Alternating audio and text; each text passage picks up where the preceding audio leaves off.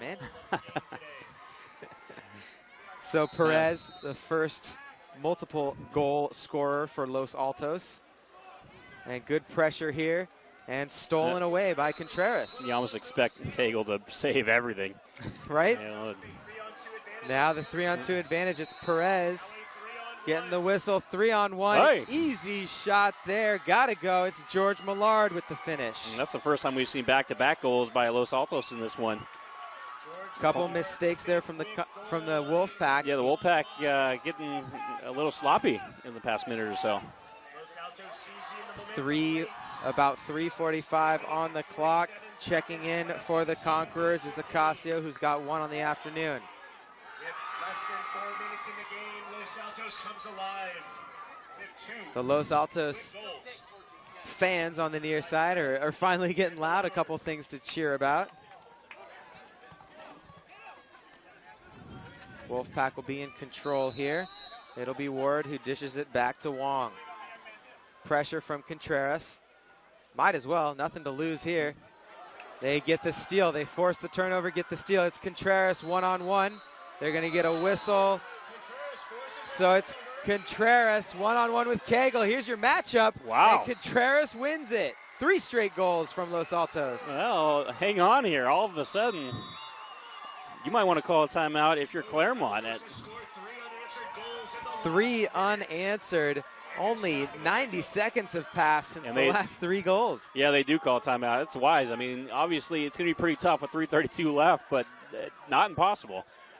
Not impossible, but not probable. The Wolfpack still looking strong with a 7-goal lead, 13-6. We'll take a quick timeout too, and when we come back, we'll bring you that final 3.5 minutes of this D5 championship game, CIF Southern Section Boys Water Polo here on the NFHS Network. It all starts here. It all starts here on the NFHS Network. Tune in every week to watch the best in high school action from across the country. Millions of athletes, thousands of games, and only one destination, the NFHS Network. We are high school. We, in fact, are high school. John Henry Winter Nolte alongside Andrew Jensen. And this pressure that we've seen from Los Altos the past 2 minutes, I feel like I was looking for that, 10 minutes ago when it started happening. But maybe the Wolfpack just getting a little lackadaisical here. Either way, Conquerors have scored 3 straight. Well, and that's what that timeout was all about from Claremont, as they call it head coach Kristen McCown and company. They want to make sure that they just continue to play this one to the end. They want to shore it up, say, hey, look, just play strong for another 3.5 minutes, and then you guys can go celebrate. But right now we still have some work to do.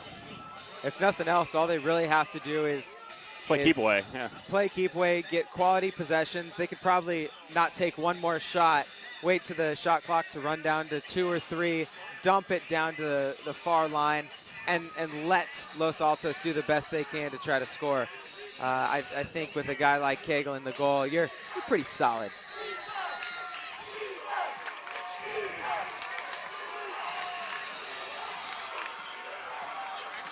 Most energized, we've seen both of these teams faithful in the stands with only 3:32 to go. New shot clock. The Wolfpack will start off with this one, and it'll be in the hands of Jonathan Wong. Good movement here on the offensive side. They find Bruno Snow, but good pressure there. That was Perez with the pressure, looking for the steal. Contreras working on Wong.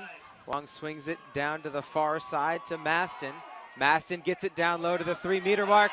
Keeper comes out, and it's an open goal. Easy shot for Ward.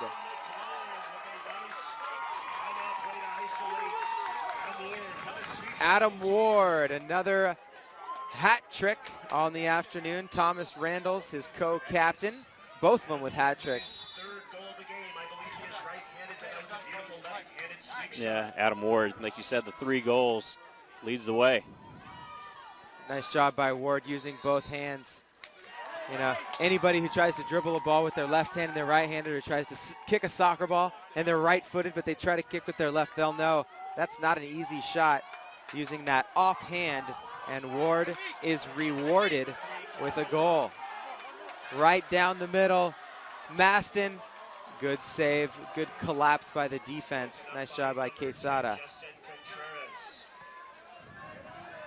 It's Perez up top. Good defense here. Moving it to Contreras. Contreras now drawing some attention. He's double teamed. And fantastic defense. Nowhere to go. Contreras is frustrated, but when it's 2-on-1 like that, that's a tough way there. A smart, safe timeout call called by Coach Tamara Perea. She saw some pressure coming from behind on Kegel. And with 2:24 left, score now 14-6, 8-goal lead. I think it's pretty safe to say that the Wolfpack have wrapped this one up. Yeah, Wolfpack looking like they're going to become the champions, but you got to give Los Altos credit. They didn't quit. You know, they could have easily just put their head down after falling down early in this one, and they continued to play hard, and they have some good players, and they have a lot of heart. And it's going to be interesting to watch them next year as well, because as we mentioned earlier in the broadcast, they have a lot of underclassmen that will be back, and it'll be interesting to see how they perform. But it's going to be tougher because they're going to be without Contreras, Justin Contreras, their Mr. Everything. Yeah, and they're also going to be without Millard, who's got a goal on the day. Contreras, as you mentioned, he's got 2 on the day, and Matt Perez, he's got 2. But they do get Quezada back, their keeper, and that's a big returning player to have. I think Quesada and Ocasio, number 11, 2 of the big leaders that will be a vital part of this team next year. But you got 6 goals in the afternoon, 5 of them scored by seniors. Who's going to step up and fill those shoes next year? 2:24 on the clock. Shot clock almost new. It's at 29 as Kegel rounded up the loose ball. Kegel's going to stay in goal. I thought for a second they might give Kellen Grant a shot in there for the last 2.5 minutes. They don't take any chances. They let the senior MVP of the Palomares League finish off his career with a stellar game. Again, we've got 15 saves on the books for Kegel, only letting in 6 goals. And when your team's putting up double digits and you keep the other team in single digits, that's going to be a victory every time. 19 on the clock, 1-on-1 with the keeper, an easy shot, an easy goal coming from Dylan Landy, his first of the afternoon for the senior. Good way for the senior to close out his high school career, coming in and getting the goal in the final minutes. Something he'll always remember. Quick restart there, quick shot getting down low was Ocasio. That one wide. The restart from Kegel, under 2 minutes on the clock. Now we got 2 cherry pickers for the Conquerors, so that means it's going to be an odd man rush. 4-on-3 in favor of the Wolfpack. The lob shot is on. Instead gets it down low, hits in front of the water and can't quite get to it. Landy scores 2, almost uncontested there in a row. Nothing like coming in and scoring back-to-back goals in less than a minute. As a senior, that's kind of fun. Good for him. In the championship game. In the championship game. Really putting this one away. 1:40 on the clock. New shot clock. Contreras bringing this one down. Strong defense by Wong. They've been going at it all day. And that lob shot from Contreras saved by Kegel, going from the near post to the far post of the cage, making a fantastic play. Gets it out to Wong. Wong being contested by Contreras. It's the quick whistle. 16 on the shot clock, 1:15 on the game clock. And Landy looking for his 3rd in a row. He does the smart thing. He knows the clock is not on the Conqueror's side and brings it to the Not only far that, side. there comes a point, too, where you don't necessarily want to pour it on. They don't need any goals. They just need to run out the last 66 seconds. That was a classy move there because he had the chance to fire that in and get his 3rd goal, and he wisely just pulled back and did the sportsman thing. Senior doing a lot, showing a lot of poise there. As the Conquerors try to get down, Millard crosses it across, but another save by Kegel. So 50 seconds left on the clock. Another timeout, final timeout called by Coach Perea. and maybe we'll see a couple more. And I think of that's those what we're guys going to off the see. bench. I think that's the reason for the timeout is to get some other people in that get some. So 15-6 now in favor of the home Claremont Wolfpack. And let's talk a little bit about this team. We've talked about Cagle quite a bit, but a couple guys with hat tricks, both seniors. What is this Wolfpack team going to have next year when they come back? They're losing a lot of good talent, but they're also returning a lot of young guys. Yeah, I mean, you don't replace the likes of a Stephen Cagle or an Adam Ward or a Thomas Randalls. Those guys are all going to be gone and continuing their water polo career at the college level. Heck of players. But you got Bruno Snow, who led the team in scoring. He's only a sophomore. He's coming back. Matt Turk, a junior, a 6'4 junior, and has done a lot for this team. He's coming back. And then you got Jonathan Wong, who has also done quite a bit for this team on in the scoring defensive department. side, yes. And then you got the freshman, Ian Wasdorf, who we've seen play a huge role in today's game, and he has 3 more years of eligibility after this. So I don't think we've seen the end of Claremont. Yeah, it's going to be tough to replace Stephen Cagle, but now you got Kellen Grant, the sophomore, to come in and try to replace him, and I'm sure they're confident that he will do a good job. Ian Wasdorf, the freshman, scoring 2 goals today.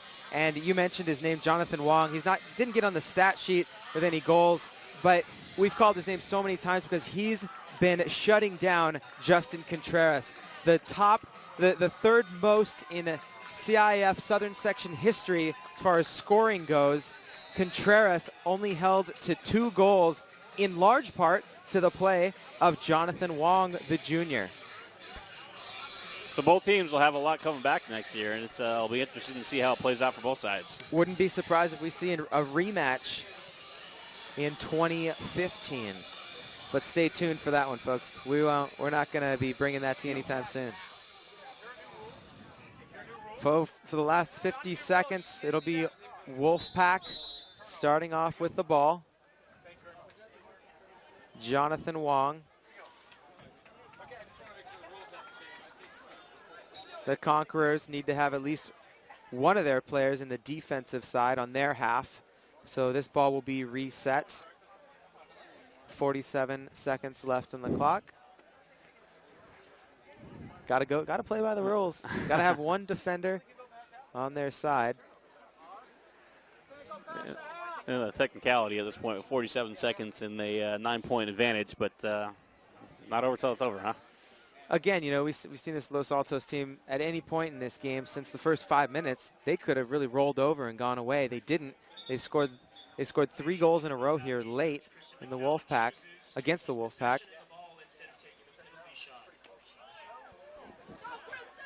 So Coach Perea had the option of taking a penalty shot because there were no defenders on the defensive side for Los Altos, or maintaining possession, and she elected to maintain possession there. No point in running up the score. 44 seconds on the clock. It's 15-6. So you got to believe that this one's over. The Wolfpack just kind of delaying the inevitable. Or you could almost say either team is delaying the inevitable here.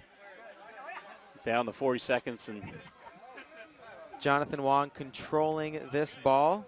Millard putting on the pressure. Wong gets around him. Millard trying to reach back. 17 on the shot clock, under 30 on the game clock. They switch it to the far side, and it's Adam Ward, the captain, who dishes it finally across the halfway line. 7 seconds on the shot clock. 3 seconds on the shot clock.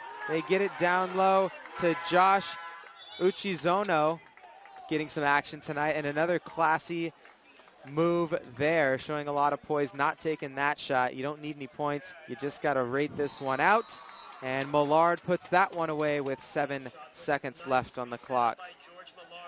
It's all cosmetic at this point as Millard makes it an 8-goal differential, but that just shows this team, they don't quit. They keep playing up until the end. Wong's going to take control here. A substitution coming from Coach Perea. Maybe this is her last year coaching. I'm not sure, but she's milking every second of this one. Checking into the game is Linny Davis. And that's it. And that's going to do it as the game clock ticks down to 0. Your final score, the Claremont Wolfpack taking home the Division 5 championship. That final score, 15-7, led behind the defensive play of Stephen Cagle and 2 hat tricks coming from your captains, Adam Ward, and Thomas Randalls. Good stuff here, Andrew. Yeah, that's my vote for player of the game goes to Cagle. You have a chance to give it to a lot of people, but he really set the tone in that first half, not allowing anything. Had 14 saves in the first half and was lights out and really kind of stymied anything that the Conquerors tried to do, and he was the catalyst of this game. So Stephen Cagle gets my vote for player of the game. Well, ladies and gentlemen, we invite you to stay tuned as we wrap up today's action on the NFHS Network post-game show. That's coming up in just a few moments. Once again, the Claremont Wolfpack have defeated the Los Altos Conquerors by a final score of 15-7 here on CIF Southern Section Boys Water Polo Championships Division 5 on the NFHS Network. We are high school.